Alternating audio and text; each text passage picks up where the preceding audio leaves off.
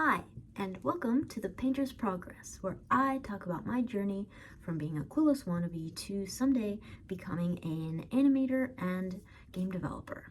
As of today, it's been about 2.5 weeks since I made my last video, and I didn't want to wait so long until posting again, but life happened and I got super busy and just couldn't find the time to do this. My philosophy is that in order to reach a big goal, you really have to have consistency.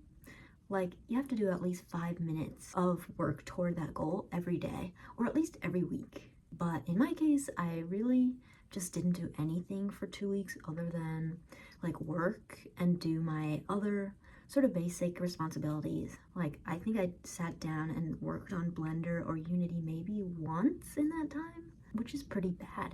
You see, outside of my work with Blender and Unity and making this YouTube channel, I'm a freelance editor and writer. And for some reason, the saying, when it rains, it pours, is very fitting for what I do, because it seems like I'll have very dry periods for a while, which I've basically had all month.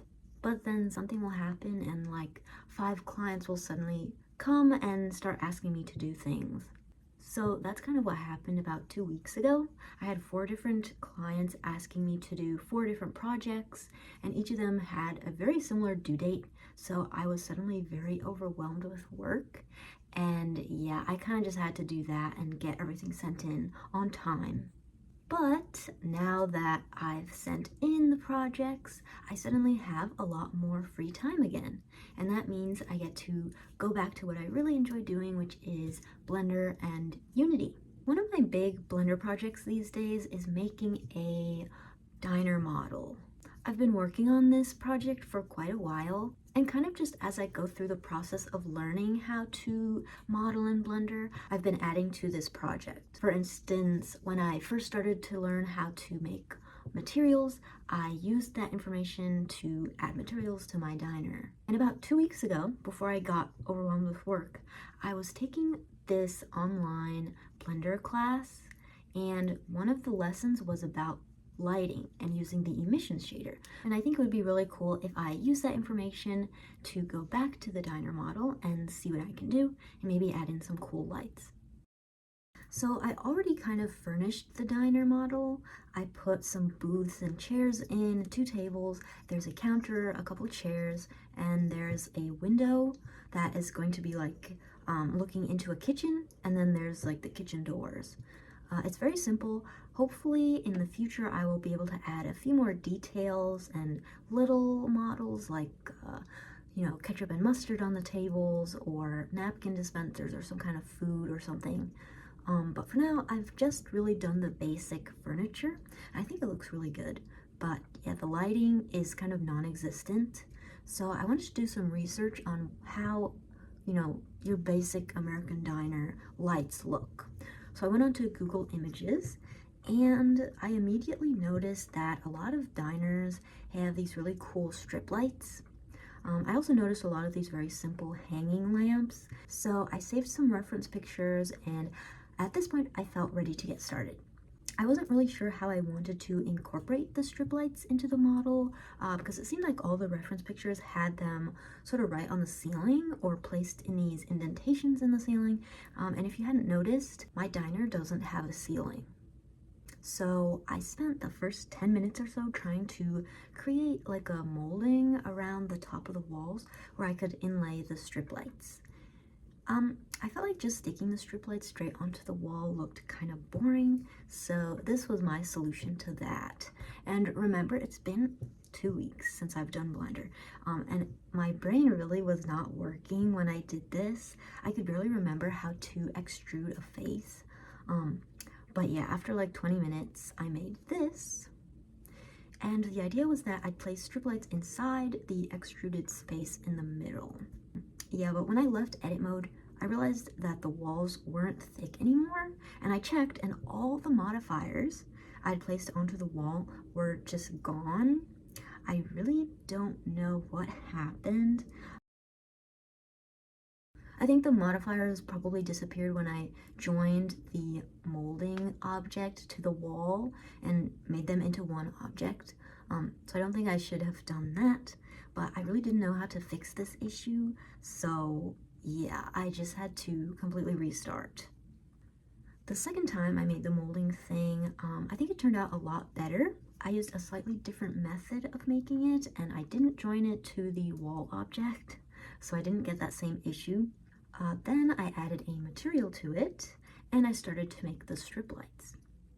For the strip lights, I used a curve object, and these curve objects are so useful.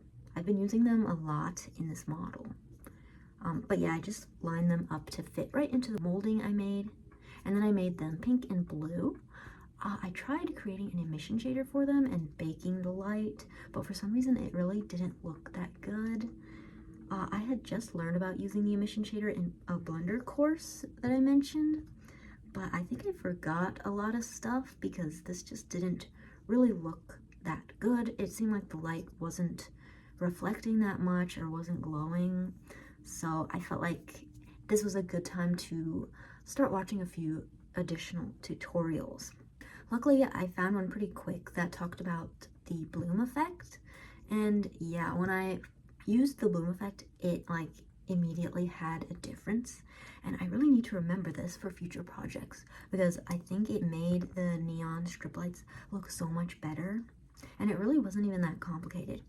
But yeah, after that I started modeling the ceiling lamps, and I just wanted to make two ceiling lamps that hang above the counter, so I used this image as my inspiration. Modeling the lamps was pretty straightforward. I just used a cylinder mesh and extruded it and resized it. And I had some issues figuring out the materials, which you'll see in a bit, but other than that, this was pretty straightforward. So in the meantime, I wanted to just sort of talk about life and the challenges of having a passion that's separate from what you do for work or school. As I kind of mentioned before, the last few months have been kind of a dry period for me in my work. And then about 2 weeks ago, I was suddenly assigned 4 major projects, all due around the same time. So I've been in kind of a work frenzy, so to say, where basically every second of my downtime is spent trying to finish the projects so I can hand them in on time. In other words, I just really haven't had time for anything creative. My work stuff just let up a little bit this weekend, so I wanted to take advantage of that and get some Blender stuff in while I can. And having so much work to do is great because it means that I'm finding some sort of success in my freelance career, but considering that my real interest lies in animation and game development, it's also frustrating because it prevents me from working on the things that I truly enjoy working on. Additionally, my big goal is to someday make animation and game development my main job, likely by, making and publishing video games and publishing animations probably on YouTube. So there's kind of this big struggle between wanting to devote all my time to animation and game development in order to somehow monetize it and make it my job, but at the same time having to maintain my current job in order to keep making money, to therefore fund my animation and game development career or passion, and also just for living expenses. I feel like this is a very common issue for creatives or people with passion projects. Following your dreams is hard, and it takes a lot of time. Not just time spent working toward those dreams, but all the time that passes in between those moments.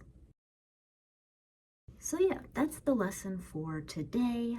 Value your time because you don't know when it's going to be taken away, and you're going to have a billion other things that you have to do.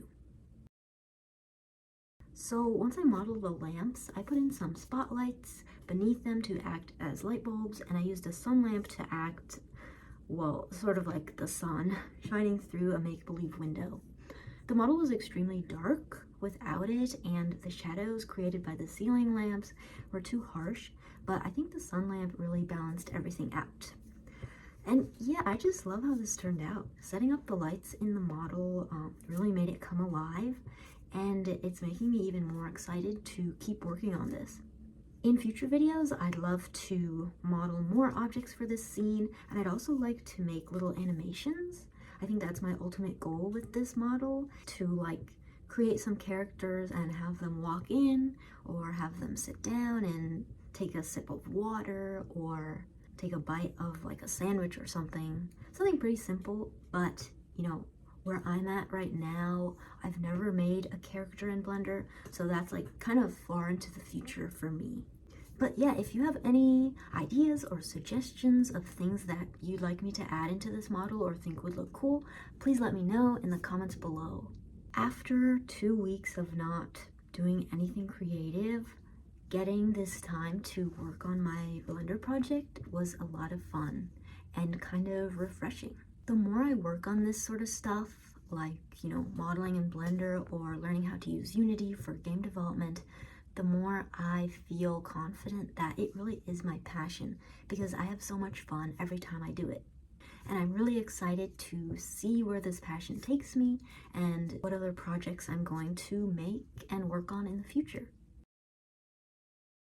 And if you have a passion or a goal that you're working toward, I know finding the time to do it can be really hard, but honestly, just 5 minutes a day can make a big difference. And I know that the next time I get overwhelmed with work or responsibilities, I'm really gonna try to do at least 5 minutes a day of working toward my goal in some way.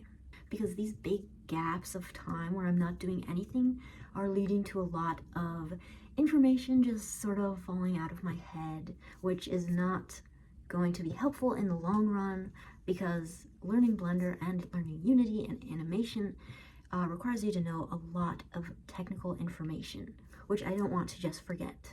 So yeah, I'm going to do my best to maintain a regular or semi-regular work schedule and project schedule so I can get more stuff done. I just think the whole thing is really exciting. And that being said, I really hope I can post another one of these videos in about 1 to 2 weeks.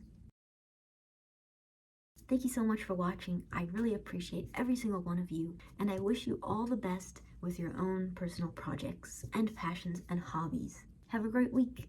Bye.